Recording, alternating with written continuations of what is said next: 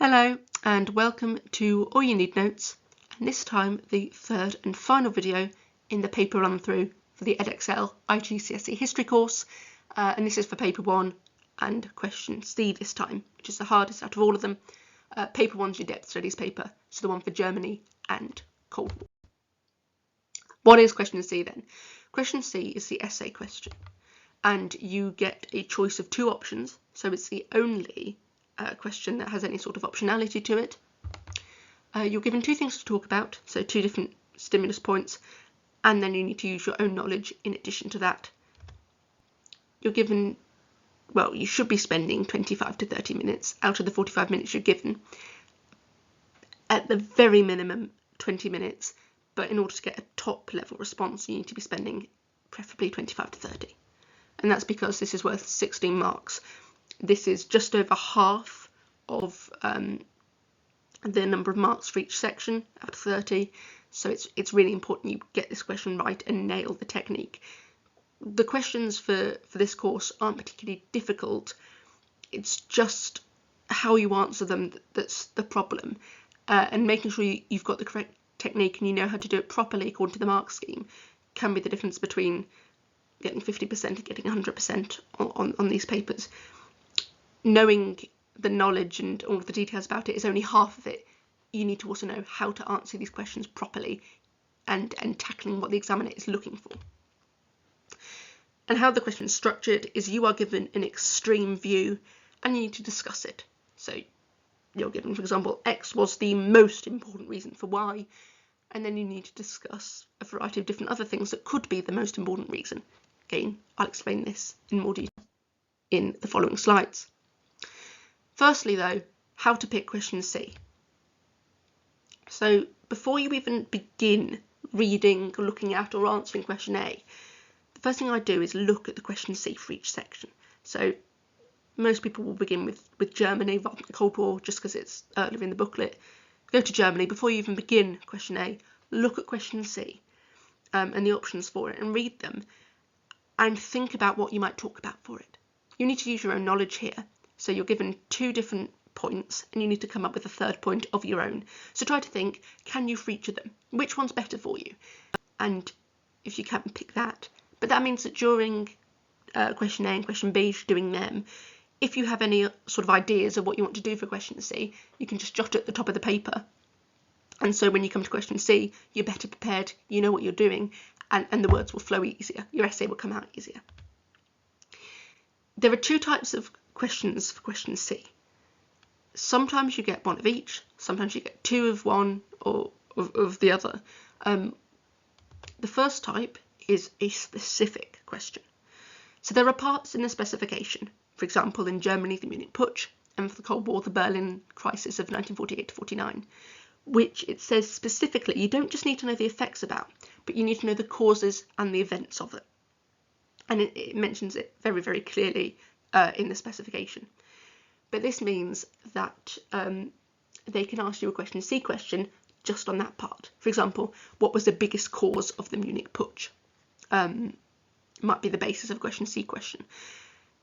And this can be difficult to talk at length about if you don't know what you're doing. If you have a look at the videos on my channel for Germany and the Cold War, I give effects of everything, but also I give causes and the events of things that it mentions specifically in the specification about, like the Munich Putsch, so that if that question did come up, you'd be a bit more prepared. These are the harder ones to talk about because there's less information, you're less likely to know about it really in detail, in depth, so it can be harder to do that one. Obviously you need to be prepared for it if there's two of them, but just be mindful that it is harder to do, so unless you're absolutely sure that you can do that one and not the other one, then I'd recommend going for the more general question, which is about the causes and events of a broader part of the specification. Broader in that it's not just one topic, one particular event like the Munich Putsch. It could be, for example, Hitler's rise to power, or the reason why the Weimar Republic was unpopular, or for the Cold War it could be the period of détente, or it could be the early developments and the rise of the Cold War, for example. This is usually the easier one, because if you revise the effects of loads of different parts of the specification and you're given a broader topic, it should be a lot easier because there's lots of different things you can throw in. If it asks you about détente and it said the hotline was the most important part of it, but also talk about the Nuclear Non-Proliferation Treaty, and then you need to use your own knowledge, so you might include the Test Ban Treaty. That's 3 different things that you can then reference, 3 different things that you've learned about, and know different details and facts and figures about those 3 different things. And so that's obviously more you can talk about, more historical details you can mention, and therefore it's probably going to be a lot easier to talk about. So I'd always go for the general one if possible. But if you're not sure, pick the one you've revised the most about, pick the one that seems easier. Make sure that you can think of a third point for that question. If both sort of are the same for you, just go with your gut instinct. Which one seems the best to do for you? Don't spend too long picking though. How to answer. You're given 2 different stimulus points for the question. So, for example, for that one on détente, you could say hotline was the most important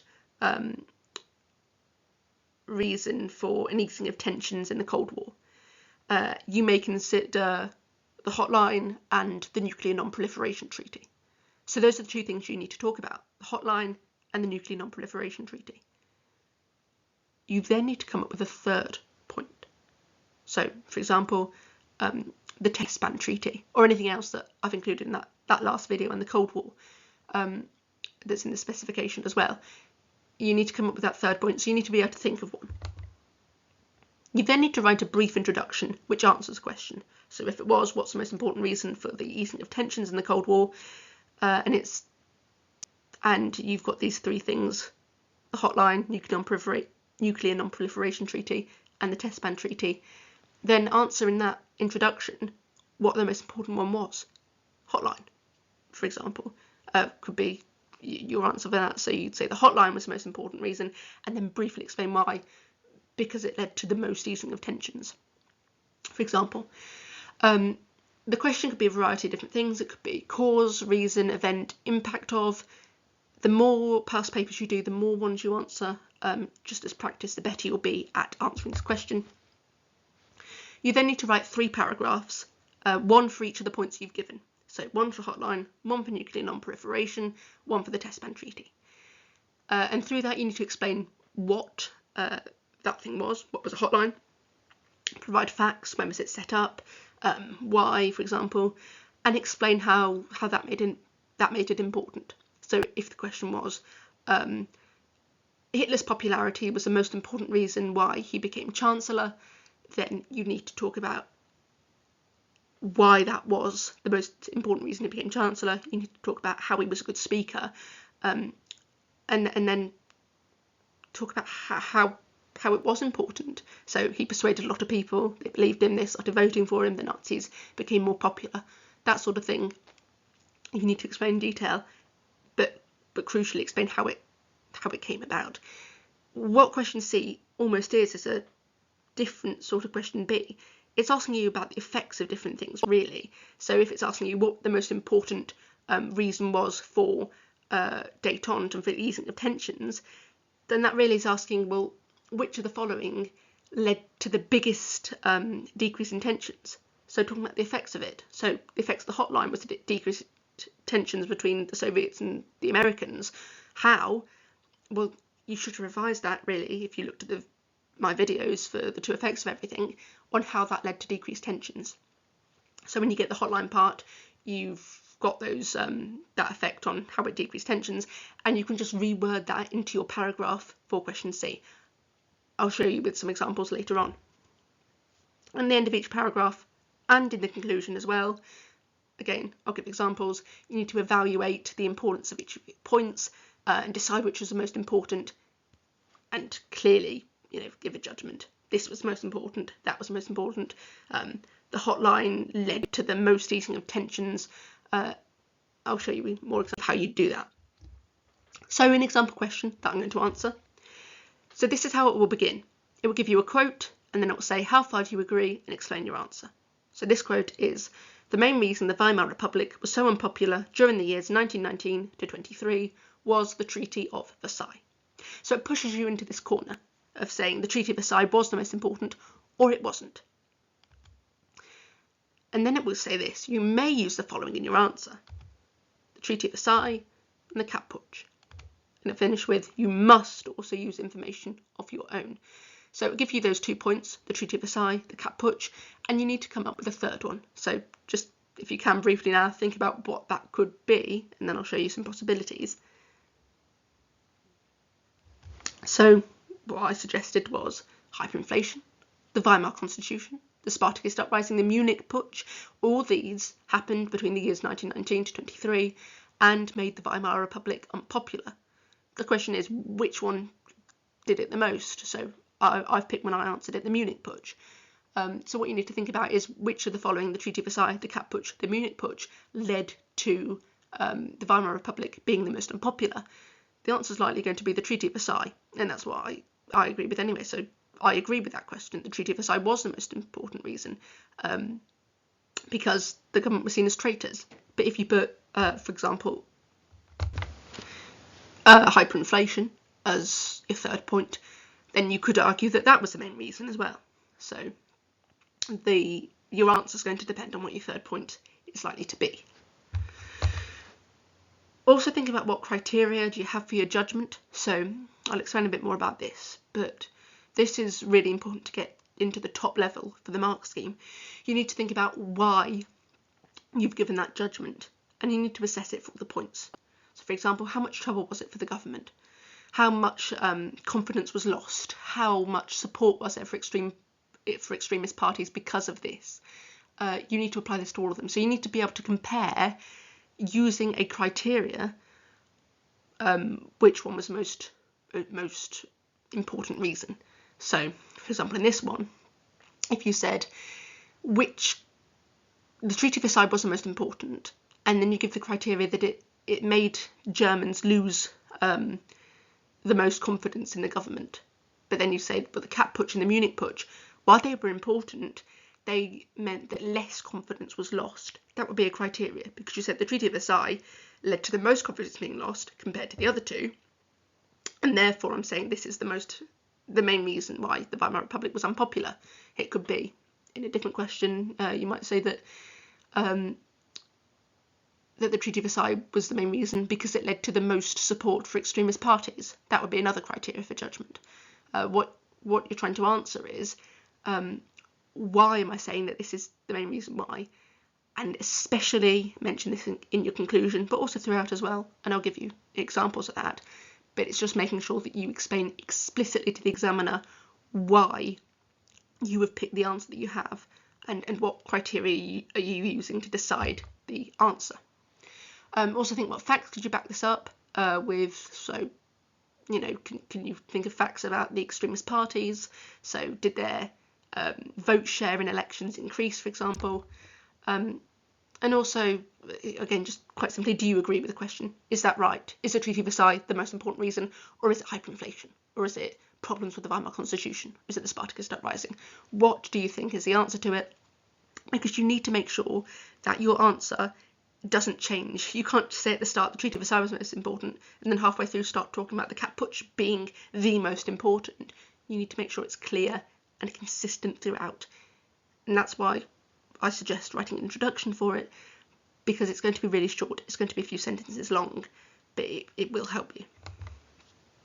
And also do just note this: you must talk about the Treaty of Versailles just because it's in the question. Even though it says you may use the following, you're going to have to talk about the Treaty of Versailles because that's what the question's about.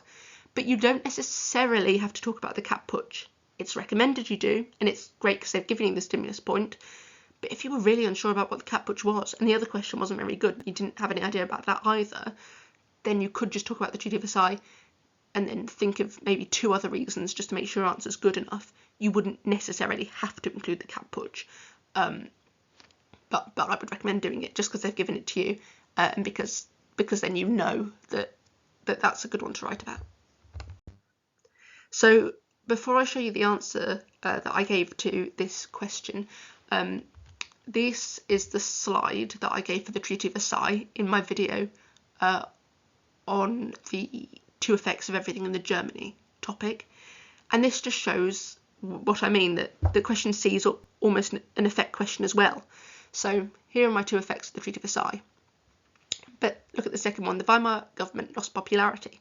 What I need to do in my question C, when I'm writing about the Treaty of Versailles here, is mention why the Treaty of Versailles led to the effect of the Weimar government losing popularity. So in that way, it's very, very similar to the B question. So I'll be talking about statistics and other pieces of historical information that I can think of, and why that led to the Weimar government losing popularity. So you should see that it's easier to do this question if you've looked and memorised the things in these slides. Same with the Kapp Putsch. The second part of that is it inspired extremist parties, i.e. those who were against the Weimar Republic. And so that effect is basically why the Kapp Putsch led to the Weimar government and the Weimar Republic losing popularity. And so in a way, the way I'm going to answer that question in doing the paragraph on the Kapp Putsch will be to talk about how it led to extremist parties having increased popularity and the Weimar Republic having less popularity. So that's how you can answer it and how you can see it. So it's a bit easier. And as long as you know all this information, as long as you've memorised a good part of this, not all of it necessarily, but a good part of it, then you'll be really confident and able to answer the question C's really well. So here is my example answer. The Treaty of Versailles led to increased distrust and a sense of betrayal with the Weimar government, and so was the biggest reason it was unpopular. However, the Kapp Putsch and the Munich Putsch also led to less confidence in the Republic. Firstly, the Treaty of Versailles on the 28th of June 1919 led to German people feeling stabbed in the back. After the First World War, Germany was fined 132,000 million marks in reparations, and the army was limited to 100,000 troops. This large economic burden and being less able to defend themselves was a humiliation for Germany. Members of the Weimar government were called November criminals because they were seen to have betrayed Germans, and Hitler later campaigned against it, saying the government had conspired with the wartime enemy to make sure Germany could never be great again. This can be seen in the fact that the SPD lost over 60 seats in the June 1920 election, which shows people distrusted the government and disliked how they betrayed Germany, and so the Treaty of Versailles was an important reason why the Weimar Republic was so unpopular. Secondly, the Kapp Putsch in March 1920 led to 120,000 Freikorps members, right-wing, ex-war soldiers, marching in Berlin to overthrow the government and reinstate the Kaiser. The German army refused to fire at the Freikorps as they had fought in the war together, and this made people think that the government couldn't control their army. Combined with the Spartacist uprising the previous year, Germans saw the government being easily defeated twice in a row, and this made them seem weak and not very strong. Because of this, the Weimar Republic seemed ineffective, and so people became less confident in its ability to govern. However, this only added to Germans' belief that the Republic couldn't function. The Treaty of Versailles led to more confidence being lost. Finally, the Munich Putsch made the Weimar Republic seem weak. On the 8th of November 1923, Hitler began a revolution in Bavaria to try and take over the government. He built his argument on the betrayal at Versailles and a nationalistic view. This made people think that the government didn't have German interests at heart, and so more moved away from the mainstream parties and towards extremist parties like the NSDAP, which opposed the Weimar Republic.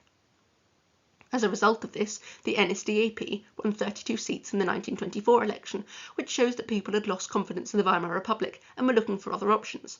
However, the Munich Putsch was more a result of a lack of confidence rather than a cause of it, and so Versailles caused more confidence to be lost. In conclusion, I agree that the Treaty of Versailles was the main reason that the Weimar Republic was so unpopular, as it led to a sense of betrayal and caused Germans to lose confidence in the system.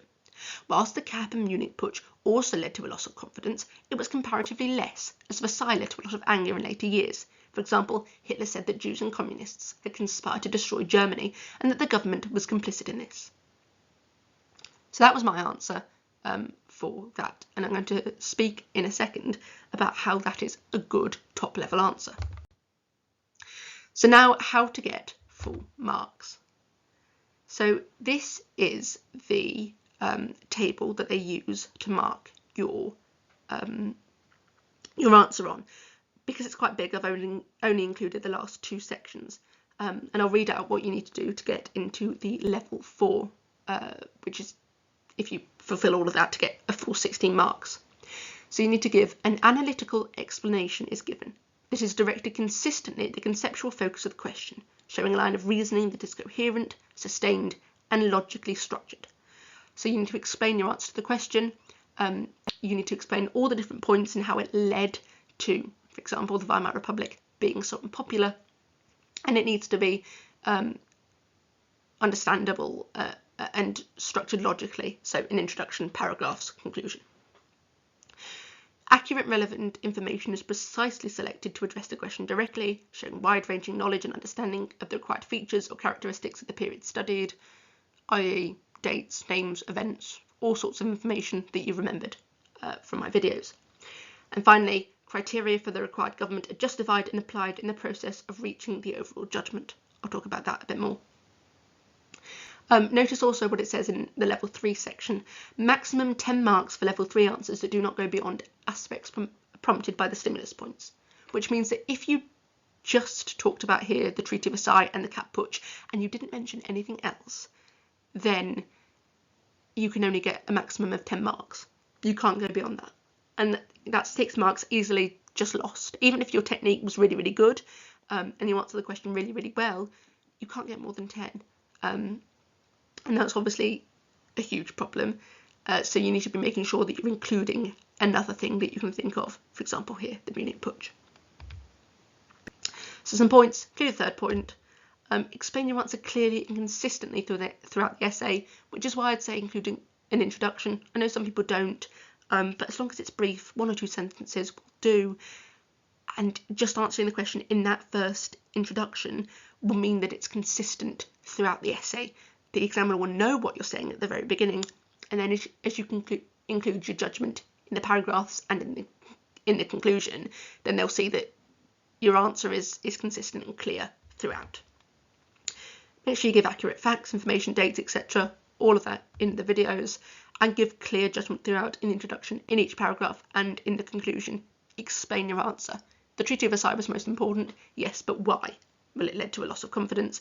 It led to people calling the government November criminals, etc., and give criteria for this. So what you're saying is most important is it because they lost most confidence, which is what I included. So the Treaty of Versailles caused the most confidence to be lost, whereas the Munich Putsch and the Cap Putsch really were a cause of a loss of confidence. So Hitler and then Wolfgang Kapp trying to overthrow the government because they thought they were useless and wanted to install someone else as leader. That was because more of a loss of confidence rather than making other Germans lose confidence in the system. You could also use, for example, how much it inspired extremist parties. So the Treaty of Versailles led to extremist parties talking more about it, and so they gained support. Would be an example. The criteria can vary, but basically it's just the reason why you think it's the most important, and then compare it to the other things. If you think the Munich Putsch was the most important because it inspired extremist parties the most, it made the Nazis become more popular, then you just need to apply that to the different things. So talk about, well, how much did the Cap Putsch inspire the Nazis? How much did the Treaty of Versailles make the Nazis popular? Just making sure that you're applying that to everything, and that will make sure that you get top level marks in level 4. So now I'm going to go through sections of my answer, not all of it, and just highlight the parts that make it very, very good. So there's the introduction and the first paragraph all highlighted. The red parts show the judgment. This is consistent and it's clear throughout the answer.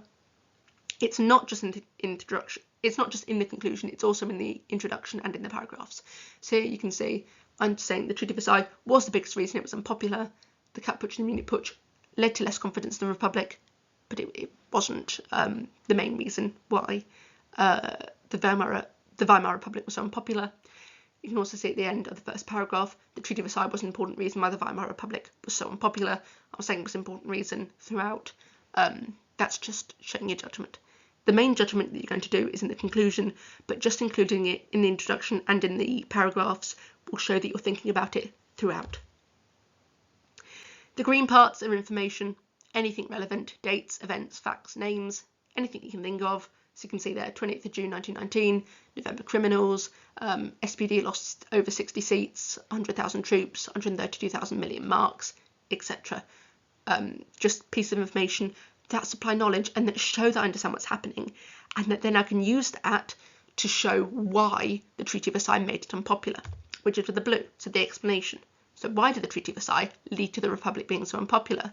Well, it led to Germans feeling stabbed in the back. It was a humiliation to Germany. They felt betrayed. They distrusted the government. All that stuff in blue shows why the historical information that I've given in green led to it being unpopular. Briefly in the purple there, that firstly, signposting, making clear what each paragraph is for. Firstly, secondly, finally, in conclusion, all that stuff is signposting, just shown to the examiner alongside your use of paragraphs as well, that it's logically structured, that you're giving an introduction, then you give 3 paragraphs, and then you're concluding at the end.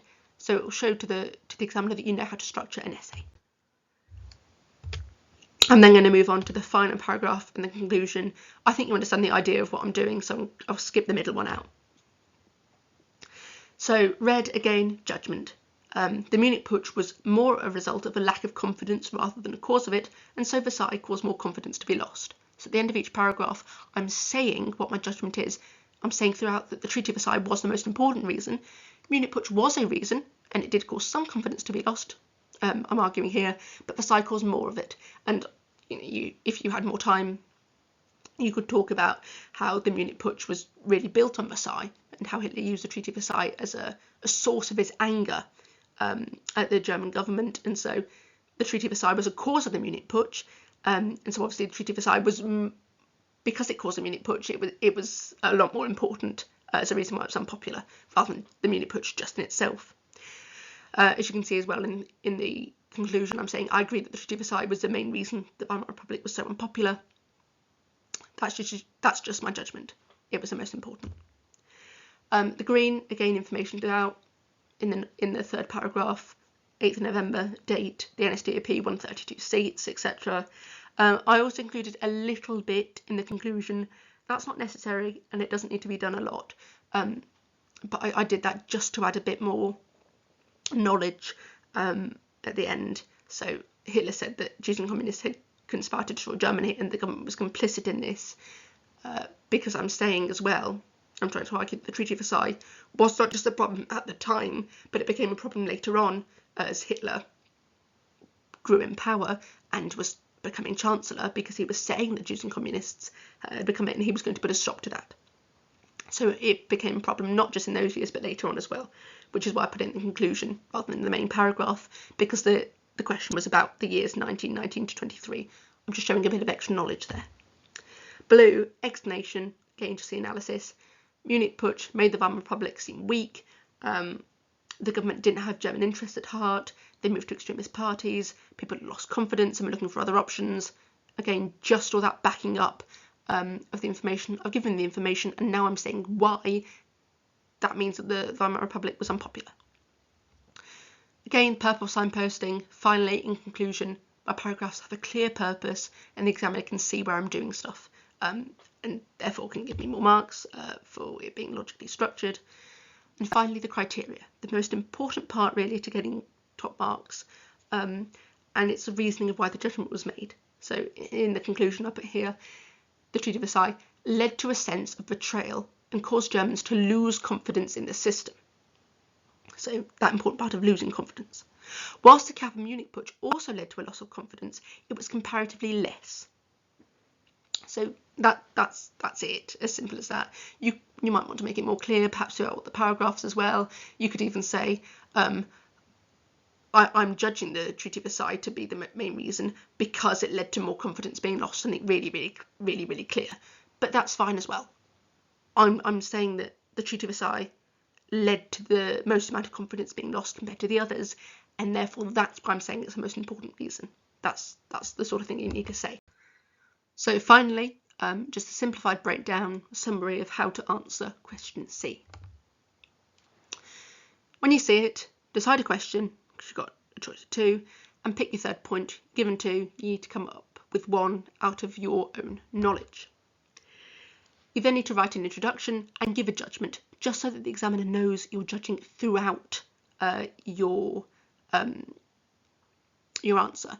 So, for example, X was the most important reason why, or the Treaty of Versailles was the most important reason why the Weimar Republic was so unpopular, right from the very beginning, just so the examiner knows how you're answering. Write then 3 paragraphs for each of the points. 2 ones you're given and 1 you decide yourself. Give contextual information, analyse it, and say how that led to, for example, the Weimar Republic being unpopular. Then at the end of each paragraph, write a very short sentence on how important that point was. So this is just to show that you're using judgment throughout. So you could say the Treaty of Versailles was the most important at the end of that passage, and then just say why, because it led to the most confidence being lost. And then at the end of the Munich Putsch one, the Munich Putsch was an important reason, but it wasn't the most important reason the Treaty of Versailles was. It's just showing that you're doing judgment throughout, and that your answer is clear and consistent. And then writing conclusion at the end, include your criteria for judgment. Why have you made that decision? For example, for another question, did it make a party more popular? So if you're talking about the rise of the Nazis, you could talk about the reorganisation of the Nazi Party, and you could say, well, that made the NSDAP more popular, and so that was the most important reason why the Nazis gained popularity, for example. So just including your criteria and then judging everything else against it. So if the question was what made the Nazis the most popular, growing more popular, you could talk about the Munich Putsch, and you could talk about the reorganisation of the Nazi Party, you could talk about the setting up of the SA, and you could judge them all against which made the party more popular. And then you could say, well, the reorganisation made it the most popular, or the Munich Putsch made it the most popular. The SA was popular, but it wasn't the most important reason, for example. Those are all different ways that you could judge things against. You could also say it increased tensions the most, especially for the Cold War topic, when you're talking about what was the most important reason for the setting up of the Cold War. It is also perfectly valid, I should say right at the end, to sit on the fence about it. You don't have to say all the time, this was the most important reason, or that was the most important reason. You could say 2 were the most important reason, or they were equally important, or something like that. For example, if you were talking about the invasion of Hungary and the invasion of Czechoslovakia, you could say that they were both as important to increasing tensions. If you thought that and you wanted to, as long as you could back it up, that's fine. Any opinion's fine. You just need to have some sort of conclusion. You don't have to agree with the question. You could disagree with it.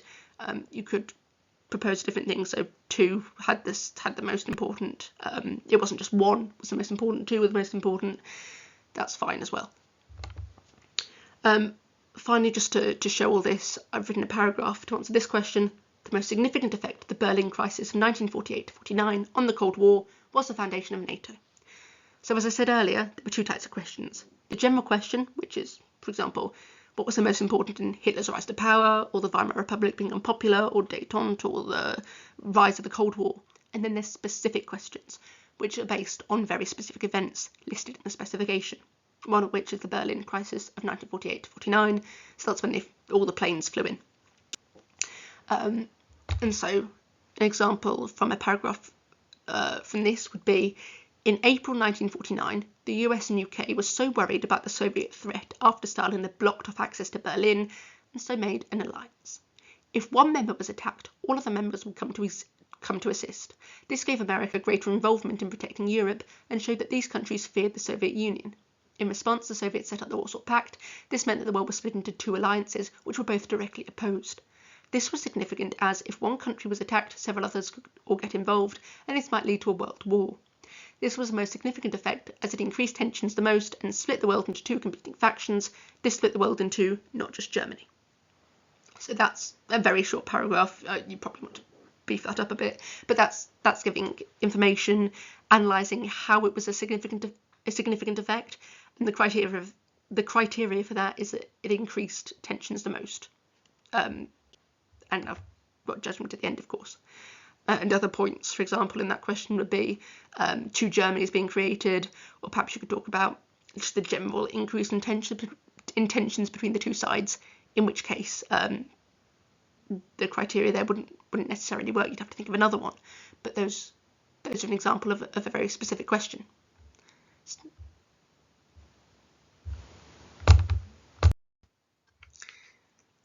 And there we are.